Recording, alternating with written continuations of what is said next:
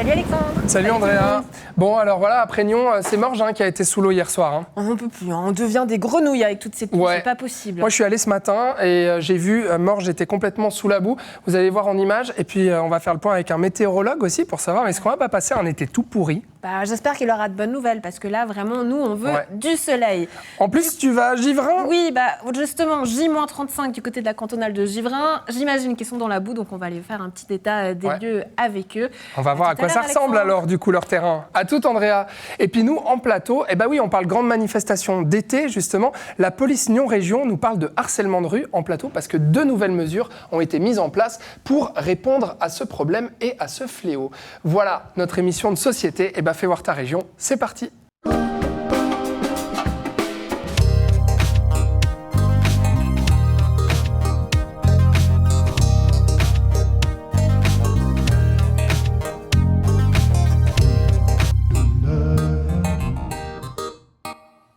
Et on commence tout de suite par l'actualité. Après Nyon, la semaine passée, les orages violents se sont déferlés sur la région à nouveau mardi soir, plongeant Genève et Morges dans de rares inondations. Vous allez le voir en image, Morges s'est réveillé sous la boue et sous l'eau. Les précipitations massives ont fait sortir la Morges de son lit et provoqué des inondations dans plusieurs secteurs, en particulier sur la rive gauche de la rivière et comme vous le voyez sur ces images aussi au centre-ville.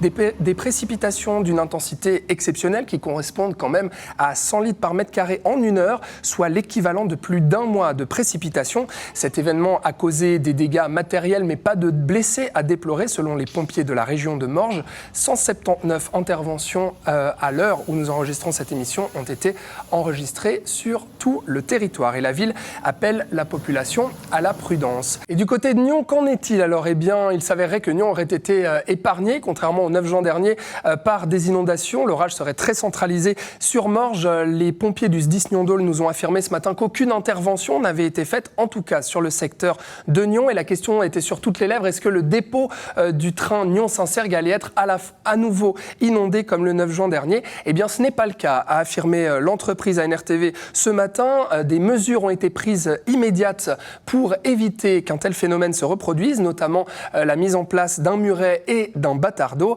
Et des solutions sont en train d'être étudiées à l'avenir pour que ce phénomène ne se reproduise pas et pour que les trains puissent à nouveau circuler, parce que je le rappelle, à l'heure où nous parlons, ce sont des bus de remplacement qui circulent entre Trélay et Nyon, puisque les trains sont encore à l'arrêt. À Genève Aéroport, l'espace aérien a dû être fermé plusieurs heures et une trentaine de vols ont été annulés. De rares inondations qui touchent notre région, que ce soit à Morges, à Genève ou même à Nyon la semaine passée, se pose la question, mais à quoi est-ce dû et est-ce qu'on doit s'attendre à d'autres intempéries comme ceci dans la région pour cet été ? On en parle avec vous, Mehdi Matou, bonjour. Bonjour. Merci d'être avec nous. Vous êtes météorologue et prévisionniste pour Météo Suisse. Alors, Mehdi, rares inondations, on l'a dit, on a donné les chiffres, plus d'1 mois de précipitation en moins d'1 heure, c'est rarissime. À quoi est-ce que c'est dû, ces intempéries d'une telle violence ? Alors en fait, on se retrouve dans une situation où on a régulièrement des orages qui se développent, ce qui n'est pas du tout exceptionnel en soi. Maintenant, il est sûr que quand on est dans une situation répétée où on a des orages qui apportent des grands cumuls de précipitations, et ça c'est lié à la quantité d'eau qu'il y a dans l'atmosphère. Et là-dessus, on sait qu'avec l'évolution de notre climat, normalement, l'atmosphère peut contenir de plus en plus d'eau, étant donné qu'elle se réchauffe, et donc amener potentiellement des cumuls plus importants. La situation cet été, elle est exacerbée par le fait qu'on a eu des précipitations extrêmement récurrentes. Après 2 années de sécheresse assez intense, cette année est très humide, excédentaire par endroits en termes de précipitations. Les sols sont donc saturés. Il y a plus de tampon en fait. À partir du moment où il pleut et s'il pleut fort, on va être dans une situation où on va avoir des débordements de rivières très rapidement et où on va avoir également des glissements de terrain potentiellement dans les zones avec une topographie plus accidentée. Alors, c'est vrai, il pleut très fort en très peu de temps, c'est ce que vous nous dites. Alors, les orages, on les connaît, mais à cette période de l'année, c'est vrai qu'on n'a pas spécialement l'habitude. Est-ce qu'on doit s'attendre à ce qu'on ait un été particulièrement compliqué ? On sait que juillet, août, septembre sont propices à des orages comme ça. Est-ce qu'on doit s'attendre à un été avec des intempéries de cette violence-là ? Alors, je ne me prononcerai pas à moyen terme et pour le sort de l'été qui nous attend.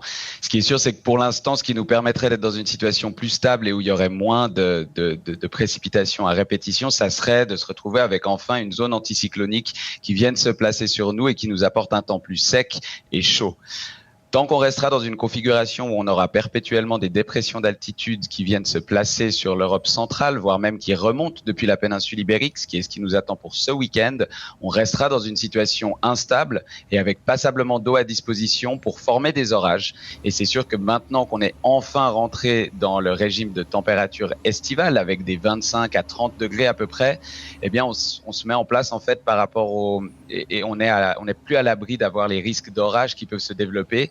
Et des orages dans une atmosphère instable avec beaucoup d'eau dans l'atmosphère peuvent amener d'énormes cumuls de précipitations. Donc tant qu'il n'y aura pas d'anticyclone à court ou moyen terme qui s'installe chez nous, on restera dans ce risque-là. Et pour l'instant, tout ce qu'on peut faire, c'est espérer que ce qui s'est répété jusqu'à maintenant de semaine en semaine arrête enfin de se répéter pour avoir une situation plus stable. C'est vrai que c'est pas très rassurant ce que vous nous dites. On doit s'attendre effectivement peut-être à un été assez chaud avec des orages violents, comme on le voit déjà là se prononcer sur le mois de juin. Que faire justement pour nous qui ne sommes pas spécialement habitués à ces dérèglements-là, comment est-ce qu'on peut prévenir quand on est un simple citoyen que sa voiture soit pas inondée, que sa cave ne soit pas inondée? Est-ce qu'il y a des mesures peut-être préventives à avoir? Alors, les meilleures mesures préventives que je peux vous recommander en termes de météo, c'est bien entendu d'être alerte et puis d'être disponible pour recevoir les alertes qui sont lancées par Météo Suisse. Pour la journée d'hier, tout comme pour la journée d'aujourd'hui, on avait fait ce qui s'appelle un préavis, où on essaye de cibler les régions qui sont les plus potentiellement sensibles et sujettes à des phénomènes violents liés aux orages. Et ensuite, à très court terme pour les orages, puisqu'il est uniquement possible de déterminer où va se déplacer un orage une fois qu'il est formé. C'est pas quelque chose qu'on peut avec suffisamment de précision aujourd'hui prévenir à l'avance. Donc on essaye dans la demi-heure voire l'heure avant qu'un phénomène violent puisse survenir d'envoyer des alertes, et ça on le fait à l'aide de notre application mobile sur laquelle vous pouvez régler ce genre de choses, et il y a plus de détails sur notre blog si vous êtes intéressé par ce genre de choses, ou alors directement sur le site internet de Météo Suisse où là on édite les alertes. Il est aussi possible de nous téléphoner 24 heures sur 24 pour avoir plus d'informations à court terme sur le développement des choses. Merci beaucoup pour ce point de situation avec vous, Mehdi Matou. Je vous souhaite une excellente journée et à bientôt. Alors, direction maintenant Givrin pour suivre les préparatifs de cette cantonale qui aura lieu cet été. Andrea, tu es sur place. Alors, dis-nous, dans la boue ou pas dans la boue alors ? Oui, Alexandre, regarde, on est complètement dans la boue. Salut les garçons, Grégory, Nicolas, bonjour. Responsable animation et président de cette cantonale de Givrin. On est très heureux d'être en votre compagnie. Comment ça va avec cette pluie ? Ça va, on commence vraiment à avoir presque l'habitude. Donc on a une grande chance, c'est qu'on n'a pas eu de dégâts d'eau, d'inondation ou comme ça, mais sinon tout se passe bien et on gauge un peu dans la boue, mais ça fait partie du jeu. Ouais, quand même compliqué, notamment si on se souvient de ces inondations le 9 juin. Quel impact ça a eu pour vous ? Là on voit le terrain est complètement boueux, comment vous en êtes en sortie ? Alors on n'a pas eu vraiment de dégâts, après nous, toutes nos constructions sont vraiment à même le sol et il y a toujours un petit passage pour l'eau, donc ça a vraiment fait des petits ruisseaux, mais pas d'impact majeur pour la manifestation. En tout cas, c'est impressionnant. Je vous montre un petit coup d'œil là sur cette tonnelle. Qu'est-ce que c'est exactement ? Parce que là, le visage a complètement changé. Où est-ce qu'on est ? Là, on est au caveau, au 2e étage. Et puis, on est en train de continuer à faire les barrières et ce genre de choses mises en place. Ça bouge déjà maintenant. Grégory, aujourd'hui, il y a un peu du monde, ça groupie. Qu'est-ce qui se passe ? Alors aujourd'hui, on a un événement avec un partenaire qui vient justement faire... ils ont fait une petite séance à Givrin et après ils viennent faire le repas ici, grillade, pour partager aussi de cette place de fête avant avec nos partenaires. Donc finalement, cette ambiance de la cantonale, elle a un petit peu déjà pris. Oui, alors là, c'est à peu près le 2e événement et puis ça nous permet aussi de nous entraîner, voir l'ambiance qu'il y a sur cette place de fête et puis prendre déjà la température avant. Ouais, Nicolas, température de 0 à 5, on est à combien ? Plutôt à 5. 5 déjà, justement, parler de cette ambiance, c'est quoi l'ambiance ici de la cantonale ? C'est convivialité, amitié, fête, tout simplement. Ouais, toutes les choses qu'on aime. Regardez, là ça a aussi beaucoup changé. Tout est fait quasiment derrière nous. Magnifique, toutes ces scènes. Rappelez-nous, Grégory, on est à combien de mètres carrés, combien d'infrastructures? Si on peut donner un peu des chiffres, qu'est-ce qu'on a exactement? Alors ici, on a à peu près une place de fête qui fait 8 hectares. Et après, on a toute la surface qu'on peut voir tout autour où il y aura les parkings. De l'autre côté du caveau, il y a également les terrains de sport. Là, on peut voir le bâtiment principal qui est la tonnelle. Et puis, sinon, on aura des scènes, des bars et tout. Donc, tous les gros œuvres sont montés. Et après, il n'y aura plus qu'à les habiller, comme on dit, qu'ils soient fonctionnels. Et après, il n'y aura plus qu'à vous accueillir sur la phase de fête. Ouais, la tonnelle, c'est toujours un peu le cœur des cantonales. C'est un élément important. Est-ce que vous en êtes satisfait, Nicolas? Oui, super, ils ont fait un super boulot, l'équipe. Et puis on voit aussi, si vous regardez de loin, il y a une passerelle qui est pour le ravitaillement, qui a des couleurs roses, si vous voyez. Rose aux couleurs de cette cantonale, on ne pouvait pas passer à côté. C'est quoi les temps forts de cette édition? Alors on va avoir une patrouille d'Adôle, c'est une course à pied de 37 km. On l'a aussi en relais. Il y a le Canto Comedy Club avec Cavana. Il y a Time Machine, c'est une soirée 80.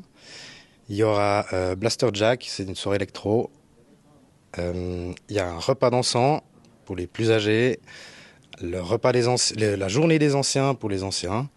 Et plein d'autres choses, mais il faut aller voir le site internet, il y a tout dessus. Il y a tout, c'est ce qui est impressionnant chez vous pour cette édition, c'est que vous n'êtes pas mis de frein. On a l'impression que vous avez mis le paquet, que surtout vous êtes amusé. Quand on voit ce programme, on a l'impression que c'est digne d'un festival comme Paléo. Et puis, vous cherchez justement des bénévoles, peut-être qu'on va le rappeler ici.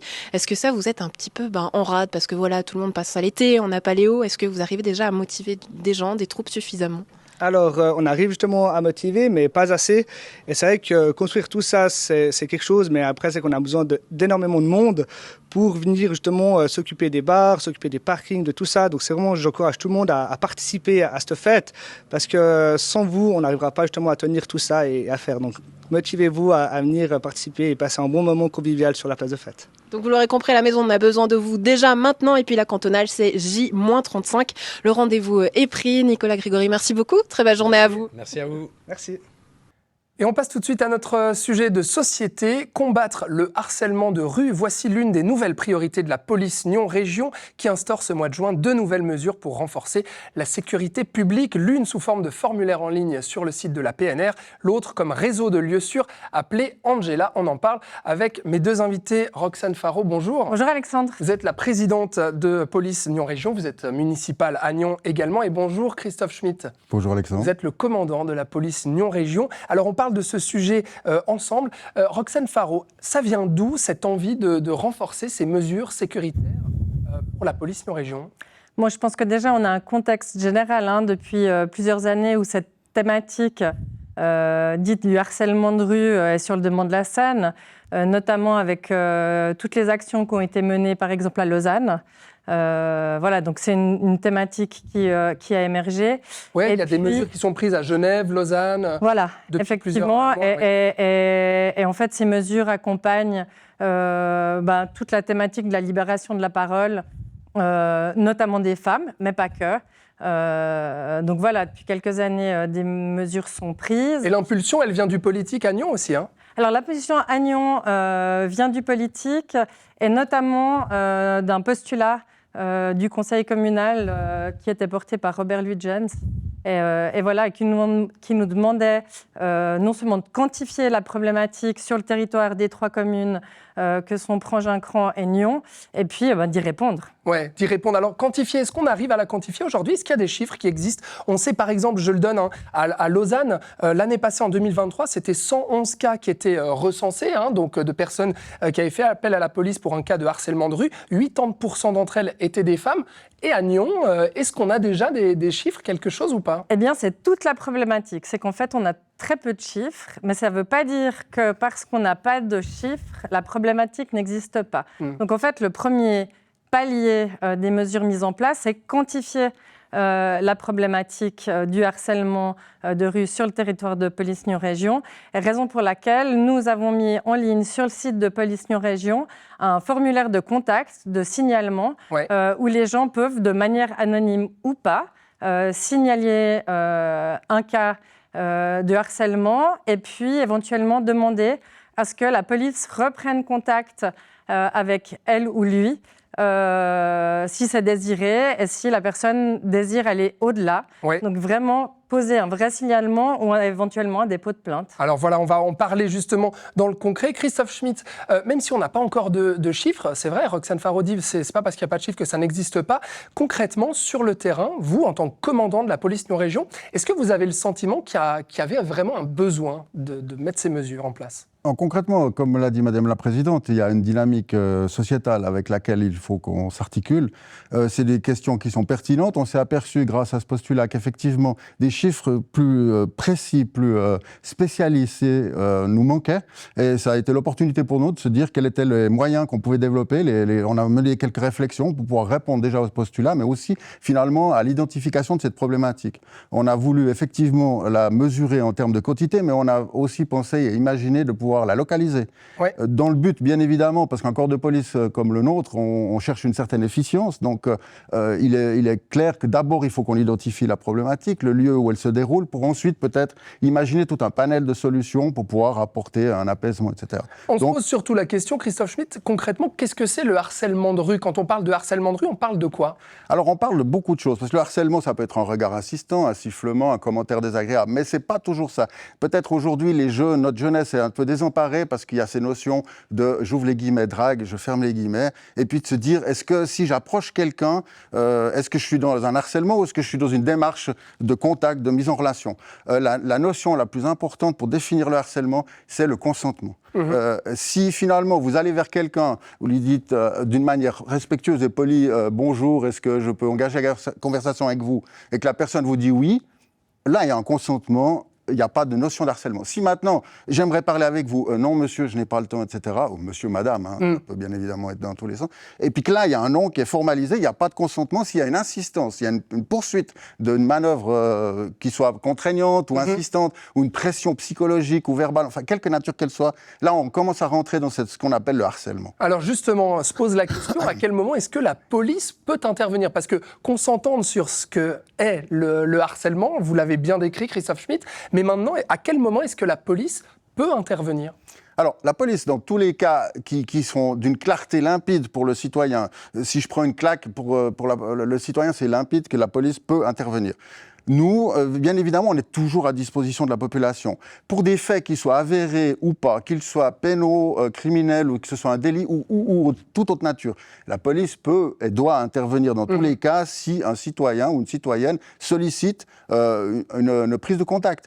Ça peut être pour un renseignement, ça peut être pour un éclaircissement, puis ça peut être aussi pour une incompréhension qu'on peut peut-être partager et puis finalement éclaircir un malentendu, puis résoudre la police est toujours adéquate pour répondre à une problématique d'un citoyen. Finalement, c'est bien notre rôle, c'est de pouvoir apporter les réponses. Ouais. Des fois, elles sont de nature judiciaire, policière, mais des fois, on s'articule, et bien souvent, dans la médiation, la mise en relation, puis l'apaisement des choses.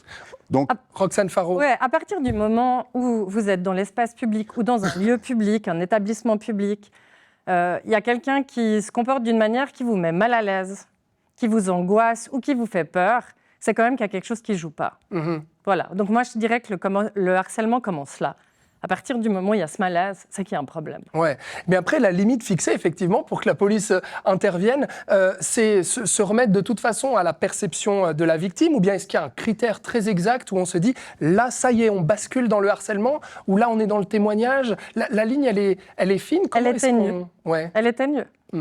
Forcément, Mais c'est pour ça qu'on cherche à nouer le dialogue avec le citoyen, c'est pour ça qu'on multiplie les moyens, les vecteurs avec lesquels on peut connecter avec le citoyen dans ces dimensions qui sont un peu grises. Oui. Parce que finalement, comme je vous l'ai dit, vous prenez une claque ou un accident, c'est une évidence qu'il y a un déclenchement de toute une série de mesures policières. Et le citoyen, il est peut-être un peu plus perdu quand il s'agit justement de ces choses-là qui ne sont pas clairement définies. Ouais. Et c'est pour ça que j'invite toutes les personnes qui, comme dit Madame la Présidente, il y a un inconfort, un ressenti, une gêne quelconque, appelez la police. De toute façon, minimalement, elle pourra aussi prendre le parti de dire, dans ce cas-là, madame, l'action de police n'est pas nécessaire, mais on vous a rassuré, on vous a aiguillé, on vous a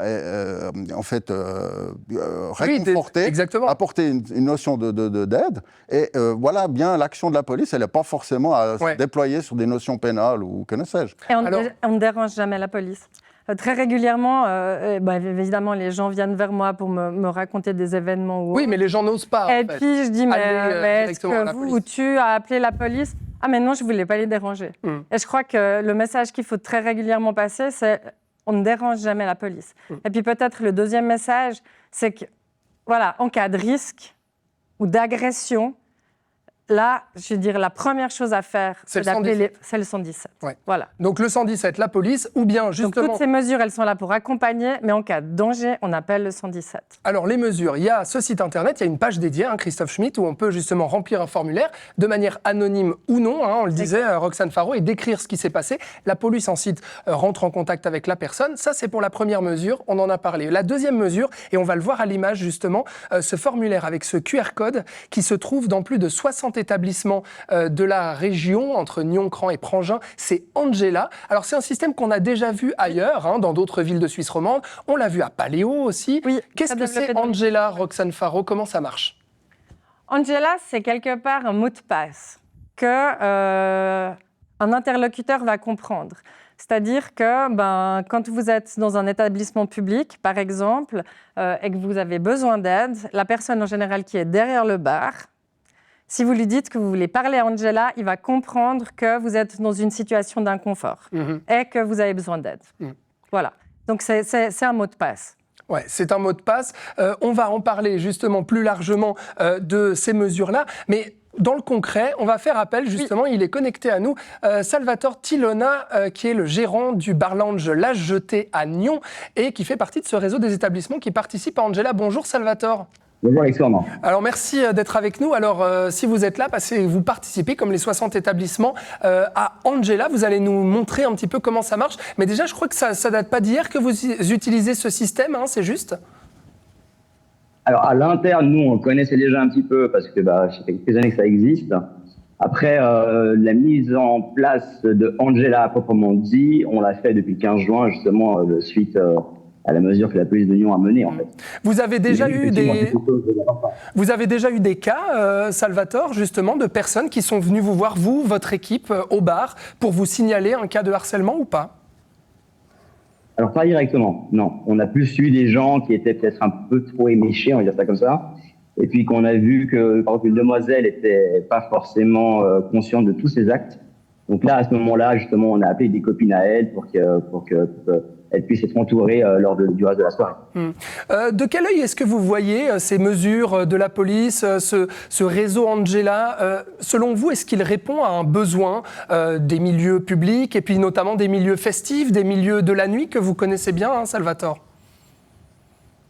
Alors, je pense que Madame la municipale l'a bien dit avant, c'est quelque chose qui aujourd'hui, malheureusement, on a une augmentation justement de harcèlement de rue, de plein de choses, on va dire ça comme ça.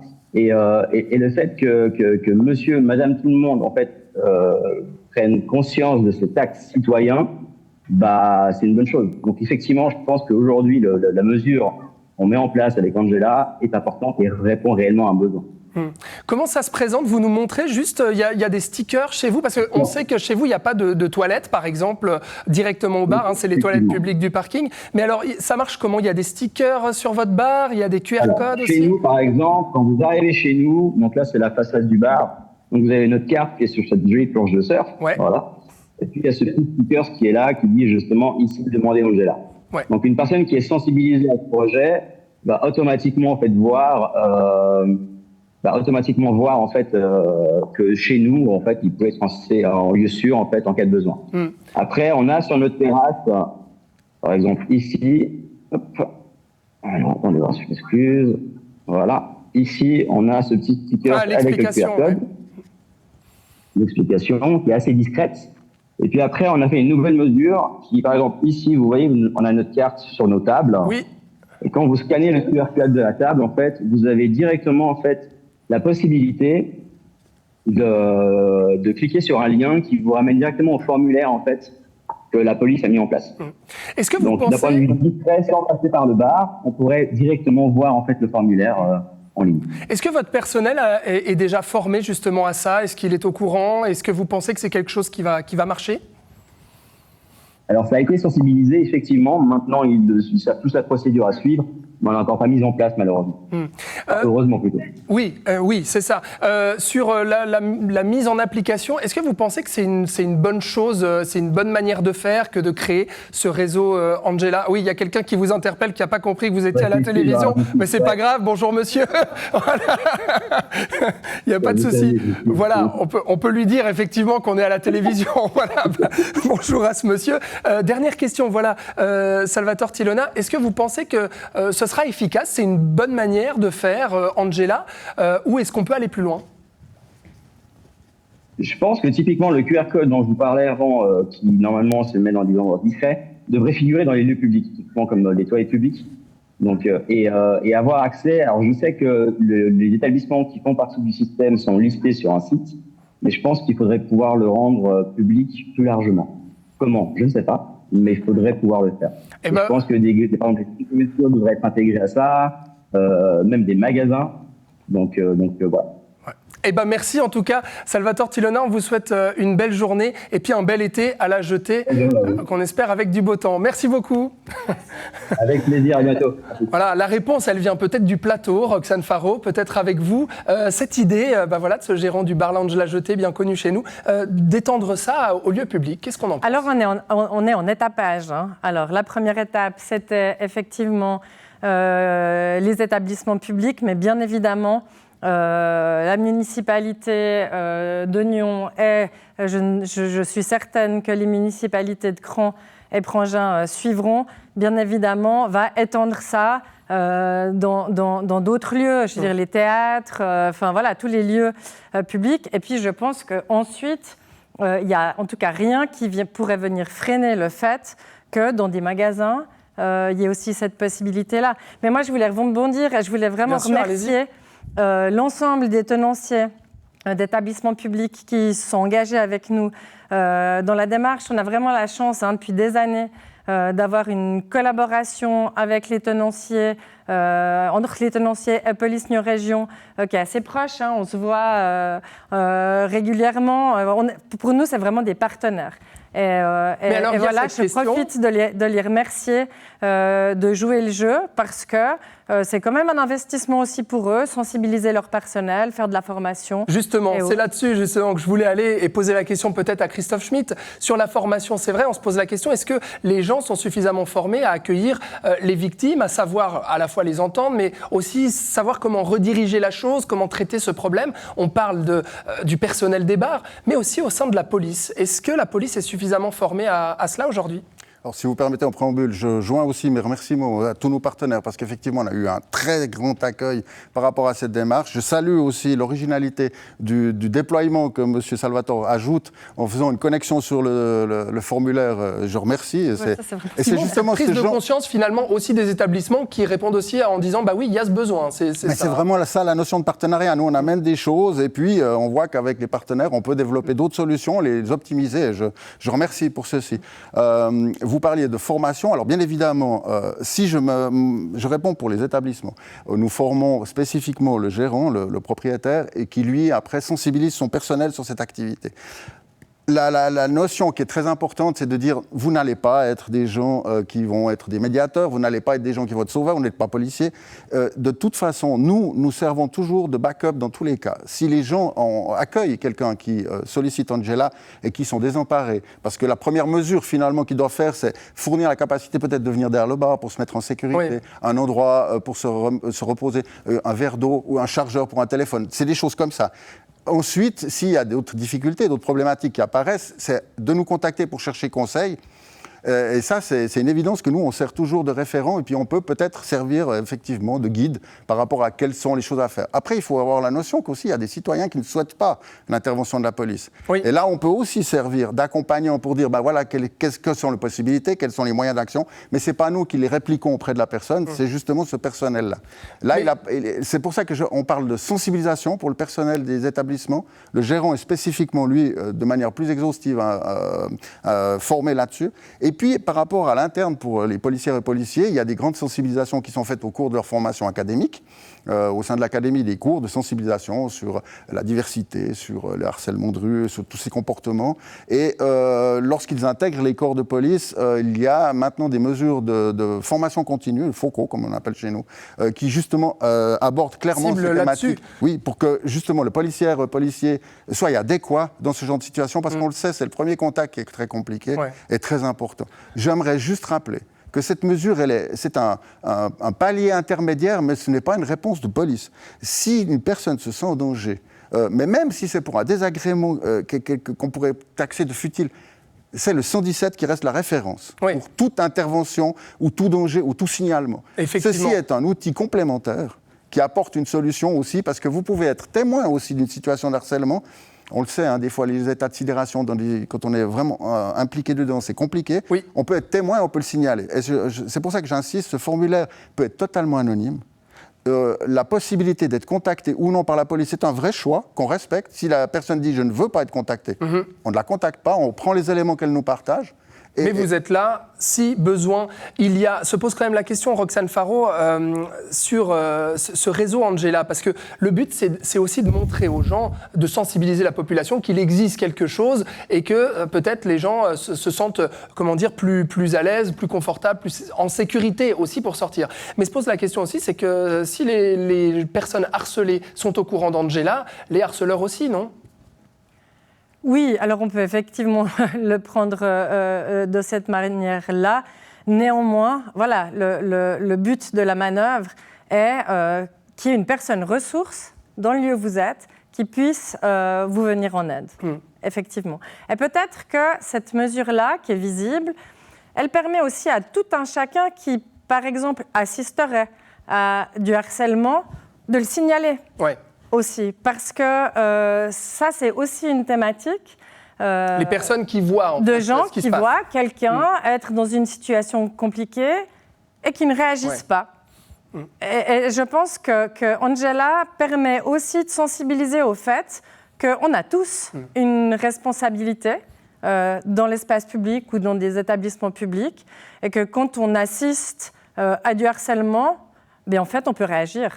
Et lancer ces mesures aussi juste avant l'été, il y a des grandes manifestations qui arrivent chez nous. Justement, Andrea en parlait de la cantonale à Givrin, il y a le Paléo Festival aussi. Finalement, cet été va pouvoir permettre aussi de tester, de savoir si les personnes osent ou pas, s'il y a des cas ou non à Nyon. C'est aussi ça, Roxane Faro, que vous allez récolter ces chiffres-là cet été. Comme on le disait en introduction, ça va nous permettre de récolter des données, de récolter aussi au niveau de la géolocalisation des problématiques. Et puis ensuite, ça permet de nourrir d'autres politiques publiques.